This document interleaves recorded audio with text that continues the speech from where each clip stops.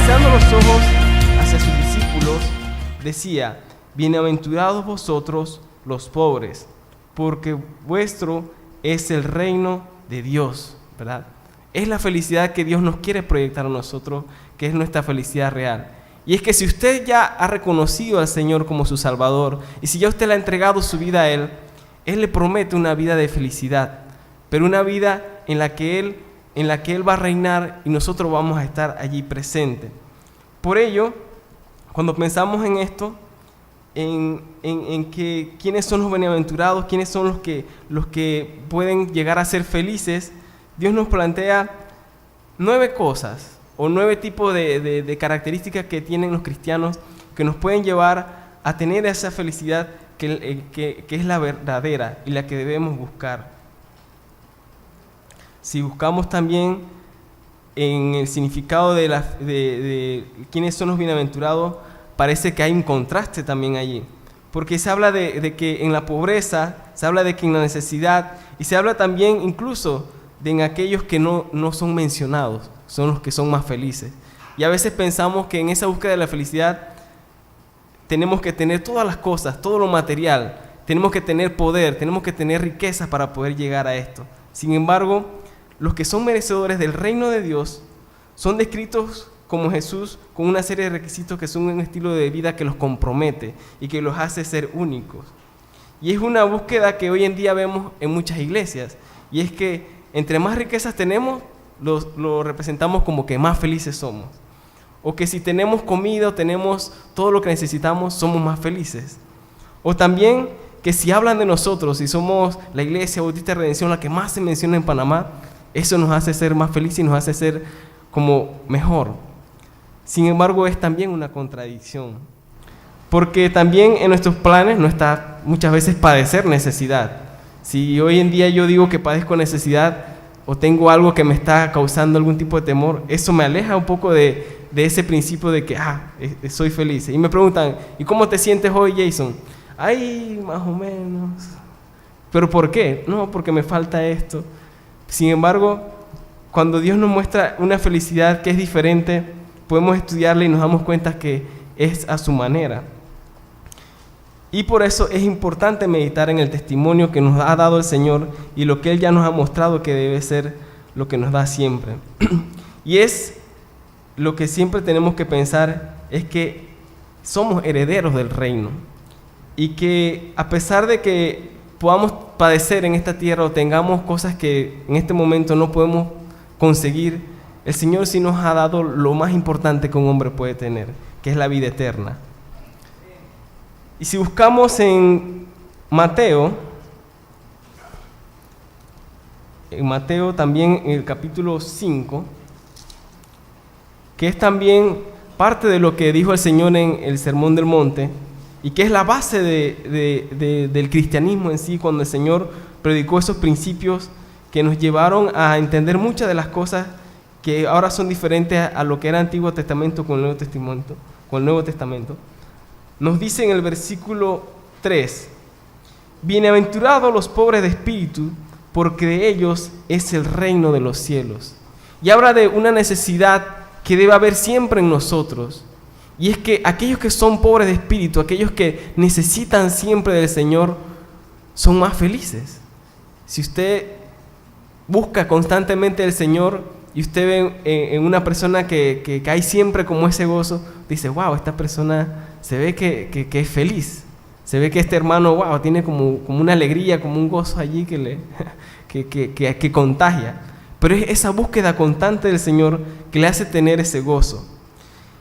Y en medio de todo esto, el primero que también pudo afrontar esto fue el mismo Jesús, porque el mismo Jesús supo lo que era estar en medio de esa pobreza y en medio de esa necesidad que sentía su pueblo.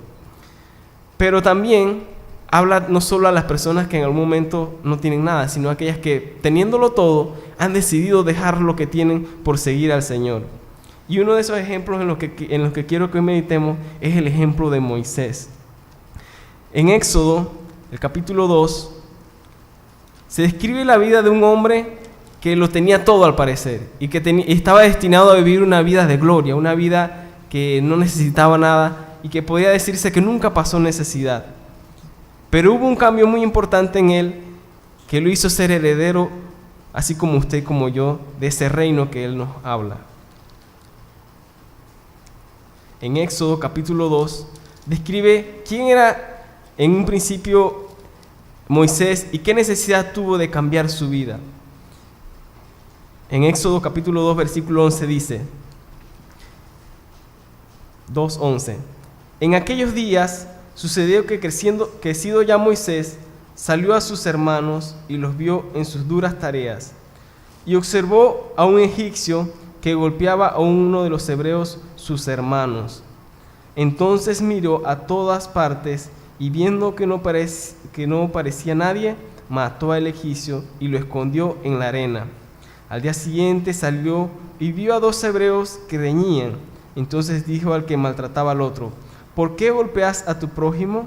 Y él le respondió, ¿quién te ha puesto a ti por príncipe y juez sobre nosotros? ¿Piensas que matarme como mataste al egipcio? Entonces Moisés tuvo miedo y dijo, ciertamente esto ha sido descubierto. Moisés ya había tenido un primer contacto con su pueblo cuando él era criado por una mujer que era de su pueblo, que era hebrea también. Sin embargo, él no había decidido actuar hasta este entonces. Cuando muchas veces nosotros decidimos actuar, cuando muchas veces nosotros vemos la necesidad ya como hijos de Dios y queremos hacer algo, ¿qué pasa? Muchas veces nos vienen miedo. Y nos viene miedo porque cometemos errores. Todos nos equivocamos y en alguna manera fallamos, ¿verdad? Y en ese entonces, Moisés se vio confrontado hacia lo que tenía que hacer y lo que le causaba miedo. Más adelante en el capítulo 3 dice, en el verso 1, apacentando Moisés las ovejas de Jetro, su suegro, sacerdote de Madián, llevó las ovejas a través del desierto y llegó hasta Horeb, monte de Dios. Y se le apareció el ángel de Jehová en una llama de fuego en medio de una zarza. Y él miró y vio a la zarza que ardía en fuego y la zarza no se consumía. Entonces Moisés dijo, iré yo ahora y veré esta grande visión porque causa de la zarza no se quema. Viendo Jehová que él iba a ver, lo llamó Dios de en medio de la zarza y dijo, Moisés, Moisés. Y respondió, heme aquí. Había una característica importante en Moisés.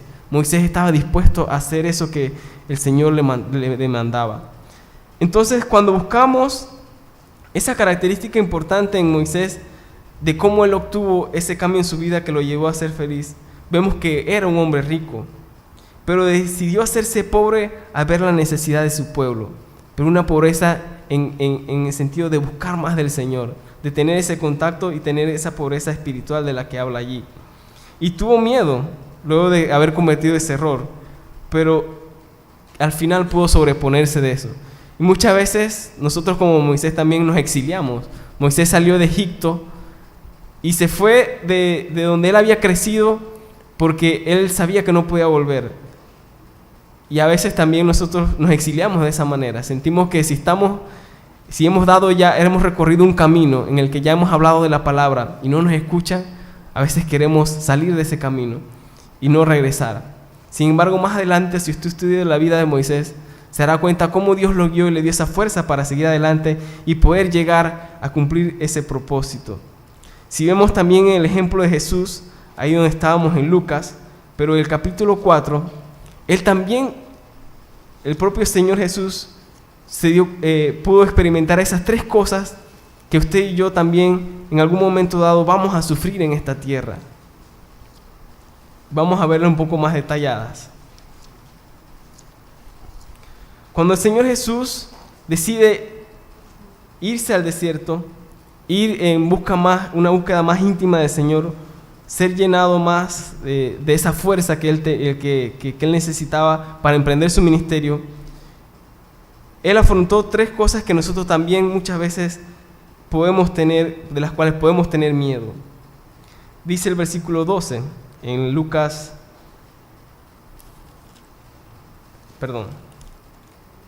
el capítulo 4 de Lucas, el versículo 2.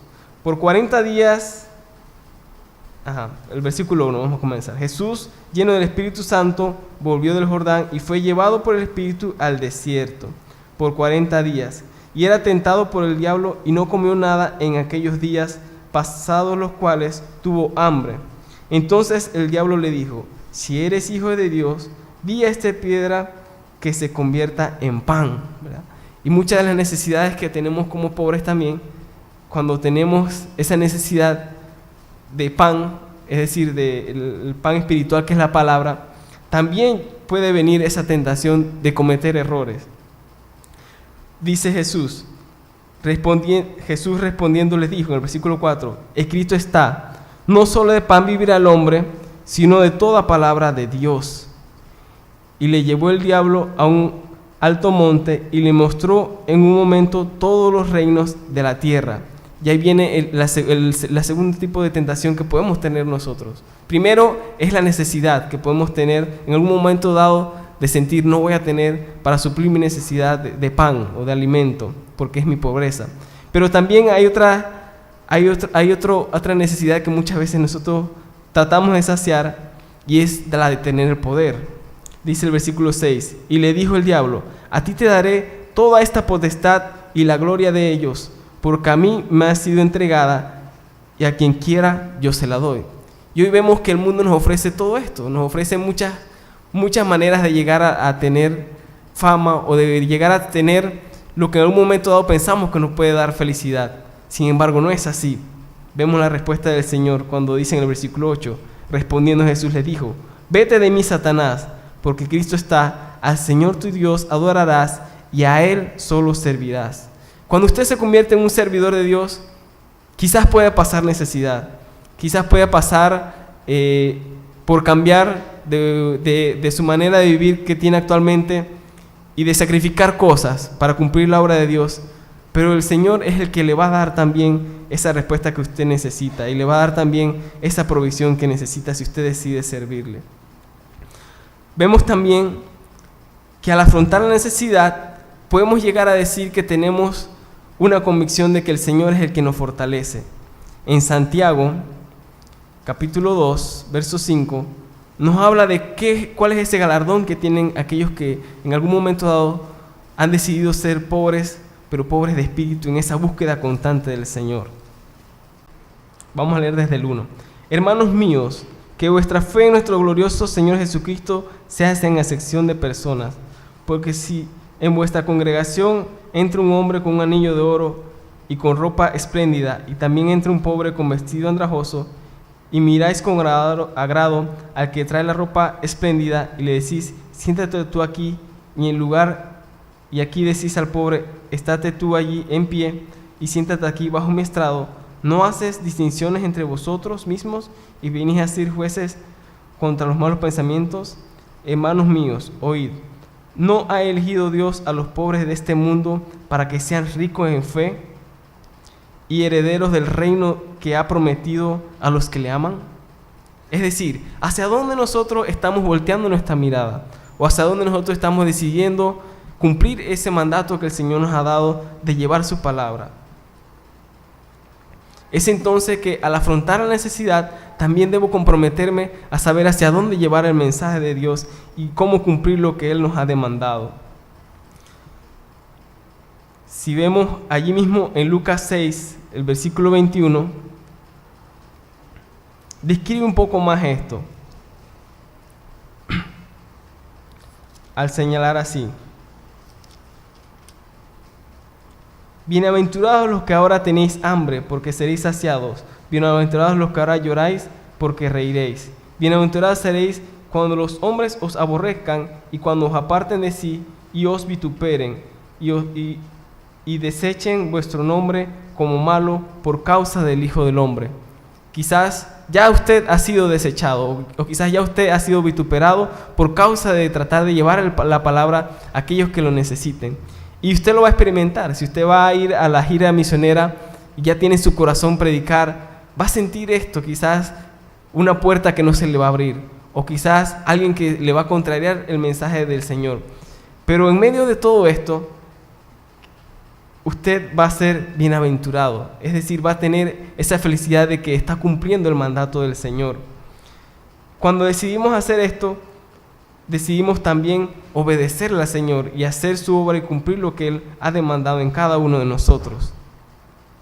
Si anteponemos cumplir con todo este principio, entonces el Señor tiene un galardón para usted, y es el galardón que tiene en los cielos.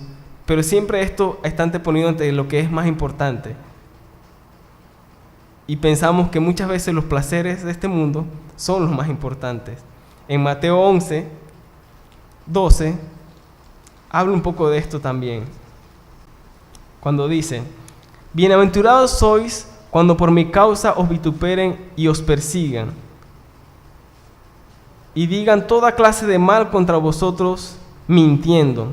Gozaos y alegraos, porque vuestro galardón es grande en los cielos, porque así persiguieron a los profetas que fueron antes de vosotros. Es decir, cuando llevamos ese mensaje y esa palabra y sentimos esa contrariedad de parte del mundo, sepa que está haciendo bien y sepa que lo que está haciendo es parte del mandato que Dios nos ha dado a nosotros, de llevar su mensaje y de hacerlo como en algún momento dado lo hicieron los profetas, como lo describe allí el Señor, haciendo alusión a lo que ya en algún momento dado había recibido, los que habían recibido ese mensaje de parte de Él, que era el mismo pueblo de Israel. Porque si nos ponemos a ver y analizar, toda esta palabra era enviada para aquellos que en algún momento habían rechazado el mensaje de Dios. Muchos hoy en día lo rechazan, muchos hoy en día no creen la palabra del Señor cuando se predica, cuando se mueve al corazón de las personas. Pero el Señor sí ha prometido que al cumplir esto, nuestro galardón en el cielo va a ser grande. Y yo no sé si usted se ha puesto a meditar en ese galardón, pero cuando yo pienso en mi galardón, pienso en que hay muchas cosas todavía por hacer para poder llegar siquiera a cumplir, es parte de ese mandato, y que no soy merecedor de ese galardón, pero en el Señor Él ya lo ha prometido. También, si buscamos cuál fue el error que ellos habían cometido, se da cuenta que muchos de ellos ya incluso habían rechazado al Señor desde antes, pero en Él podemos estar seguros de que ya ellos su premio lo tienen. Y hace también una distinción y una advertencia. Cuando vemos allí en el mismo capítulo de Lucas 6, cuando habla de quiénes son los que no han cumplido ese mandato o aquellos que han decidido rechazarlo.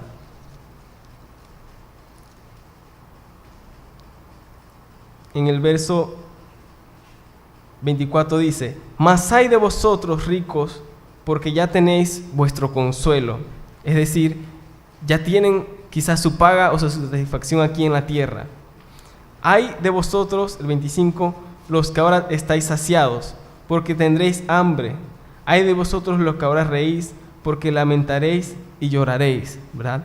Y es la condición que hoy vemos en este mundo. Vemos que muchas personas o mucho de lo que nos proyecta la sociedad es una pantalla de lo que en realidad parece ser la felicidad, que al final no lo es.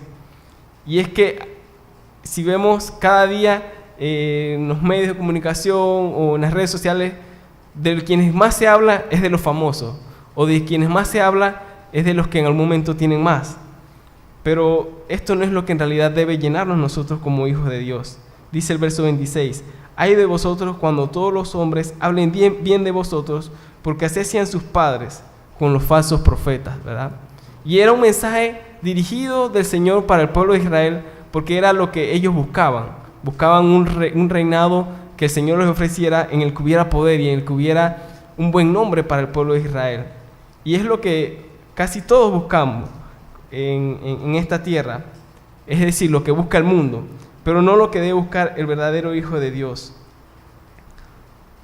En Crónicas 36, ya al final se describe cómo era que vivía el pueblo de Israel y cómo ese mensaje que en algún momento dado ellos rechazaban, hoy en día también es rechazado, pero que el Señor ya había derivado lo que les iba a suceder a ellos. En el 16 dice: mas ellos hacían escarnios de los mensajeros de Dios.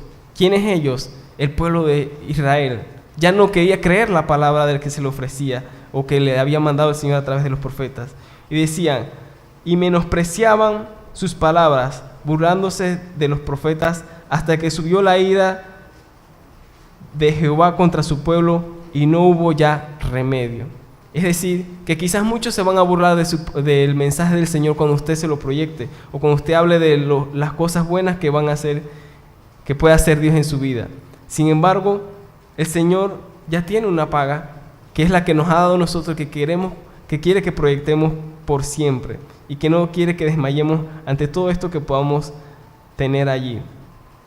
Los merecedores del reino somos los que en algún momento dado hemos decidido vivir según lo que el Señor ha demandado que hagamos.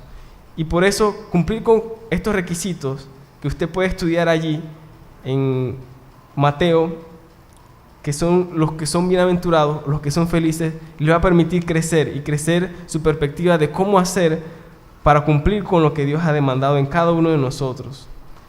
Y va a haber temor, siempre va a haber temor, porque en nuestros planes muchas veces hay temas sensitivos que no nos gusta tocar, y que si vamos en contra de lo que nos dice el mundo que debe ser sobre esos temas, vamos a sentir también esa adversidad. Hoy en día hablar del matrimonio, hablar de la castidad y de mantener esa santidad que el Señor pide de nosotros para guardarnos y poder cumplir con su mandato de su modelo de familia, es un reto realmente, porque nos ven como retrógrados, nos pueden ver como personas que somos de otro ciclo, y comentar incluso en algún momento dado que nos oponemos al homosexualismo es hasta ocasión de burla para nosotros. Y así nos va a tocar siempre. Siempre que vayamos en contra de lo que el mundo cree que es lo correcto, va a venir adversidad y va a venir esa dificultad. Pero en el fondo allí, de lo que podamos sentir, siempre va a haber esa felicidad de que el Señor es el que nos está guiando. Por eso, aprendamos siempre a tener esto presente y meditar que el testimonio del Señor y cómo Él afrontó estos problemas lo llevó adelante. Y el mundo va a aborrecer siempre al cristiano, porque ha decidido vivir una vida diferente y una vida constante de Jesús, de esa pobreza espiritual de la que habla. Y es un estilo de vida contrario a lo que hay en este mundo, pero que al final vale la pena. También aprendamos a gozarnos con ese recurso que ha puesto Dios a nuestra disposición. Cuando era joven quizás quería tener un trabajo para tener esas cosas que el mundo quería ofrecerme e ir solventando, pero no era el momento, y Dios poco a poco fue dándome lo que necesitaba en cuanto a recursos. Y si hablamos de la fama, hoy en día, ¿quién no quiere exponer su vida a través de Instagram, de Facebook? Y lo que proyectamos siempre en las redes sociales parece ser como una pantalla. Si usted busca en Instagram, todo parece que está bien, porque todos queremos proyectar lo mejor de nosotros. Y sale una foto de repente en la playa, con lentes de sol, con una toalla. Estoy no sé dónde, por allá, ¿verdad? Y es el estilo de vida que el mundo quiere ofrecer, pero que al final no es el estilo de vida que nos va a hacer merecedores de lo celestial o del reino, sino que gocémonos de lo que estamos haciendo y de la obra en el Señor que estamos tratando de cumplir, porque al final el reconocimiento no va a ser de este mundo, sino que va a ser el reconocimiento del mismo Dios, y que al final Él tiene un lugar especial para cada uno de los que han perseverado hasta el final y los que han dicho: heme aquí, Señor, quiero cumplir el mandato de servir. El Señor les bendiga.